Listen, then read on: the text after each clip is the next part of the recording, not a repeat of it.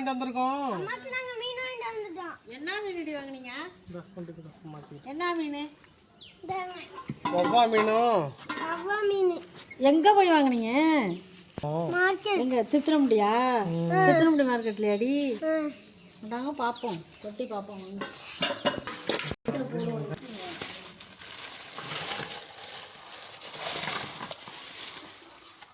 இது வவ்வா மீன், இது கெண்டை மீன், இது வவ்வா மீன். இது நல்லா இருக்கும்டா தம்பி, குழம்புக்கும் நல்லாயிருக்கும், வறுக்கவும் நல்லாயிருக்கும். சரி வச்சு வறுத்து குழம்பு வச்சுருவோம் மாடி தங்கம். சரி வச்சிடலாம். சரி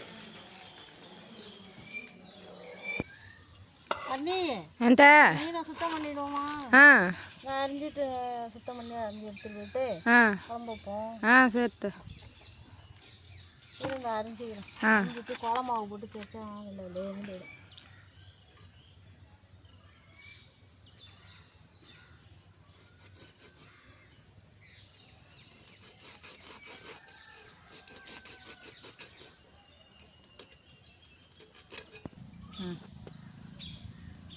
இப்படி ரெக்கையெல்லாம் வந்து நல்லா கத்திரிக்கோள், நல்ல கத்திரிக்கோள் ஆஞ்சுன்னா இப்படி கத்திரிக்கோளை வச்சே கட் பண்ணிக்கலாம். இதுமாதிரி கத்திரிக்கோளை வச்சு கட் பண்ணிக்கிட்டோம்னா ரொம்ப ஈஸியாக இருக்கும். அருவாமனையில் அரியிறதை விட கத்திரிக்கோளை கட் பண்ணுறது நல்லா ஈஸியாக இருக்கும்.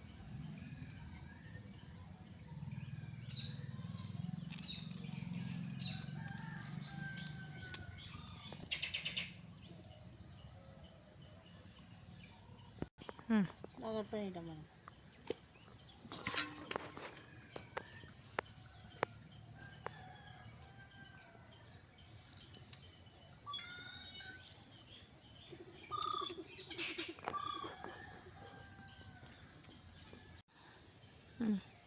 மீன் வந்து இந்த குளத்துல தான் நான் தேய்க்க போகிறேன். குளம் பக்கத்துலேயே இருக்கிறதுனால அங்கே கல் கிடக்கு, நல்ல பெரிய கல்லாக இருக்குது. அந்த கல்லில் தான் தேய்க்க போகிறேன். இது வந்து கோலமாவு. இது கோலமாவு போட்டு தேய்ச்சோம்னா தேய்க்கிற மீன் தேய்க்கவும் ஈஸியாக இருக்கும், மீனும் நல்லா வெள்ளையாக ஃப்ரெஷ்ஷாக தேய்ச்சி எடுத்துடலாம். அதனால் இதை வச்சு தேய்க்கிறேன். இதை தேய்ச்சிட்டு காமிக்கிறேன் நான் எவ்வளோ வெள்ளை வெள்ளைன்னு இருக்குங்க பாரு.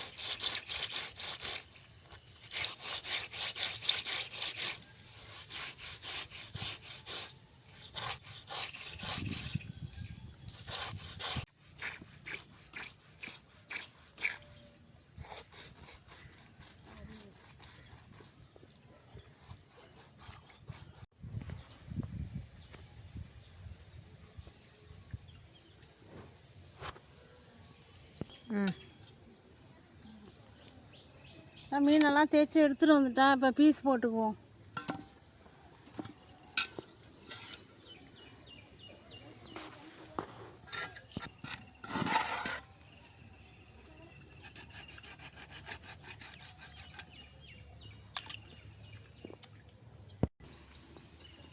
அவ்வளோதான். வவ்வா மீன் வந்து நான் குழம்பு தான் வைக்க போகிறேன், அதனால் கொஞ்சம் பெரிய பீஸாக போட்டுக்கலாம்.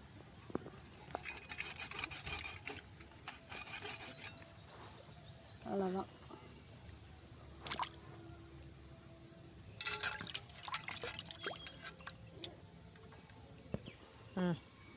கெண்டை மீன் வறுக்க போகிறேன், அதே பீஸ் போட்டுடலாம்.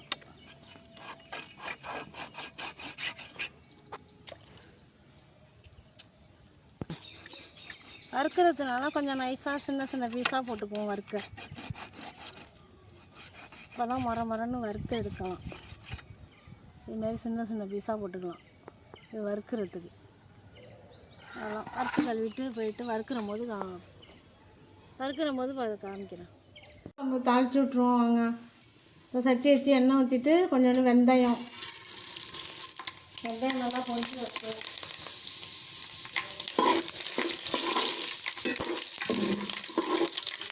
ரெண்டு வெங்காயம்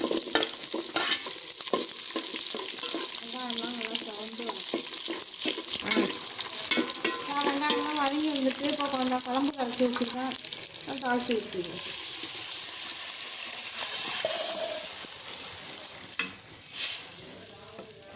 அவ்வளோதான். கொதி வந்தோடனே மீனெல்லாம் போட்டுக்கலாம். குழம்பெல்லாம் தாளிச்சிட்டு வந்துட்டோம். இப்போ மீன் வறுத்துக்குவோம். மீன் வறுக்கிறதுக்கு பெசரிடுவோம். தேவையான அளவு உப்பு,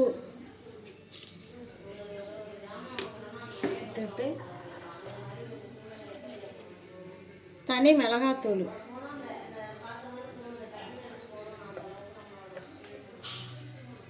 இது எல்லாமே கலந்த தூள். இதுலேயும் ஒரு ஸ்பூன் போட்டுக்கலாம். ஒரு சின்ன தக்காளி மிக்சியில் போட்டு அரைச்சி வச்சுருக்கேன், அதையும் இதோட சேர்த்துக்கலாம்.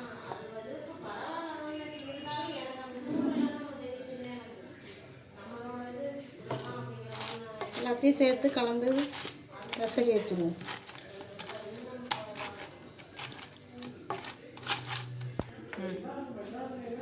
ஒரு ஸ்பூன் அளவுக்கு மஞ்சள் போட்டுக்கலாம்.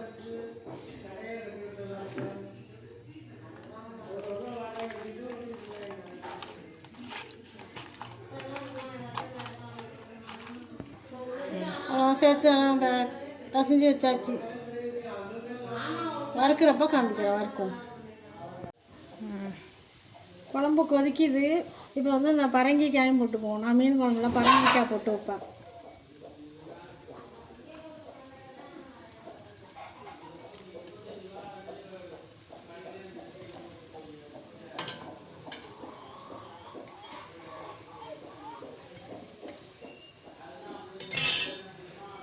இப்போ மீனையும் போட்டுருவோம்.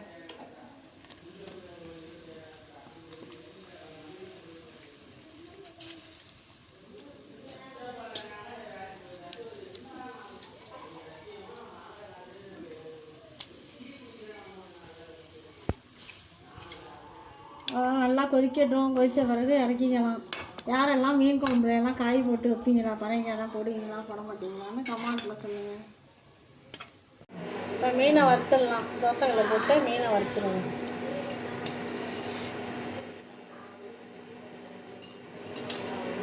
என்ன நல்லா